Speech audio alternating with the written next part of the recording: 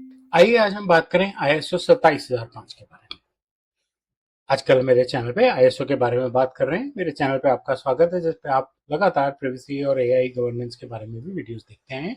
और आईएसओ पे हम इसलिए बात कर रहे हैं क्योंकि आईएसओ का हर एक स्टैंडर्ड इंफॉर्मेशन सिक्योरिटी और कई स्टैंडर्ड्स प्राइवेसी रिलेटेड चीजों में भी हमारी मदद करते हैं।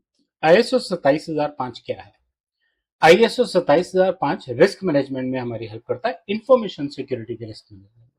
यानी कि जो इन्फॉर्मेशन हम अपने ऑफिस में कलेक्ट करके रखते हैं उसकी सिक्योरिटी को कैसे मैनेज करना। आईएसओ 27001 को सपोर्ट करता है, ऑर्गेनाइजेशंस को मदद करता है सिक्योरिटी रिस्क को समझने में, उनको मिटिगेट करने के तरीके निकालने में। नहीं कर पा रहे, डॉक्यूमेंटेशन करने में। कर भी पा रहे हो तो भी डॉक्यूमेंटेशन करनी तो जरूरी है, लेकिन आपके पास सारी चीजें ठीक से लिखी होंगी तो इंफॉर्मेशन सिक्योरिटी के डिसीजन लेने आसान हो जाएंगे और आप अपने सिस्टम को कॉन्टिन्यूसली और इम्प्रूव कर सकते हैं। क्यों चाहिए आईएसओ 27005? क्योंकि रेगुलर साइबर थ्रेट्स आते हैं, ऑर्गेनाइजेशंस को नए नए रिस्क रोज नजर आते हैं, सिक्योरिटी इन्वेस्टमेंट्स जो हैं वो रिस्क बेस्ड हैं, रिसोर्सेज प्रायोरिटाइज की जा सकती हैं, और रिस्क मैनेजमेंट अगर आप करेंगे तो रेजिलियंस इंप्रूव हो जाएगी। होगी। प्राइवेसी से क्या लिंक है? प्राइवेसी मैनेज करने के लिए प्राइवेसी का खेल क्या है? ब्रीच अवॉइड करने के लिए सिक्योरिटी जरूरी है। उसमें आप कॉन्फिडेंशियलिटी, इंटेग्रिटी, अवेलेबिलिटी की बात करें या जनरल सिक्योरिटी की बात करें, सिक्योरिटी जरूरी है। इंफॉर्मेशन सिक्योरिटी के रिस्क का प्रोसेस क्या है, कैसे आईएसओ 27005 हमारी मदद करती है? वो सबसे पहले आपकी मदद करती है समझने में कि आपके पास क्या क्या असेट्स हैं, क्या थ्रेट्स हैं, क्या वल्नरेबिलिटीज हैं। वो थ्रेट्स और वल्नरेबिलिटीज क्या आपके सिस्टम को सच में छू भी सकते हैं?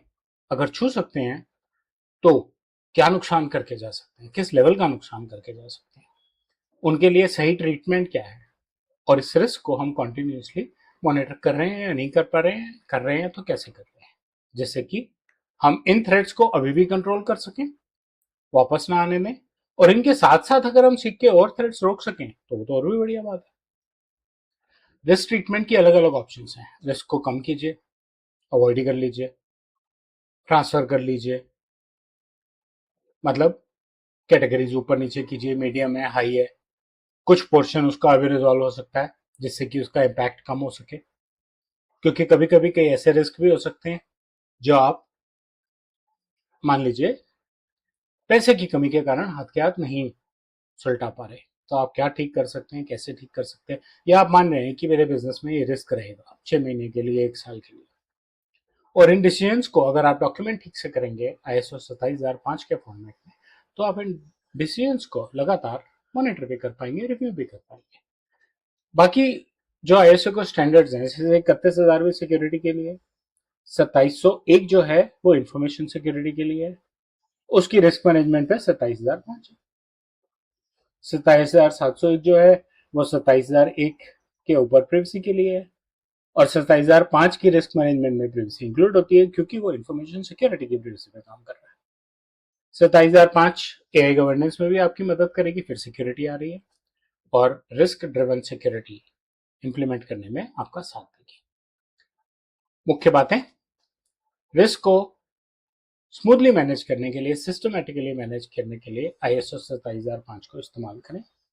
रिस्क मैनेजमेंट आपकी सिक्योरिटी इन्वेस्टमेंट्स में आपकी मदद करेगी, कैसे रिड्यूस की जा सकती हैं, अलग अलग ऑप्शंस डॉक्यूमेंट करेंगे तो शायद आपको और आसान लगेगा कि हाँ ये चीज ऐसे बचाई जा सकती है। हर रिस्क सेम ट्रीटमेंट से नहीं चल सकता, इसलिए कॉन्टिन्यूस मॉनिटरिंग बहुत ज्यादा जरूरी है। आईएसओ 27005 पे सिर्फ इतना ही। मुझे उम्मीद है आपको कंटेंट अच्छा लगा। बेल और लाइक कर दबाएं। आपको कोई आईएसओ प्राइवेसी या गवर्नेंस में मदद चाहिए तो मेरी कॉन्टैक्ट डिटेल्स वीडियो में डिस्क्रिप्शन में दी हुई है। धन्यवाद।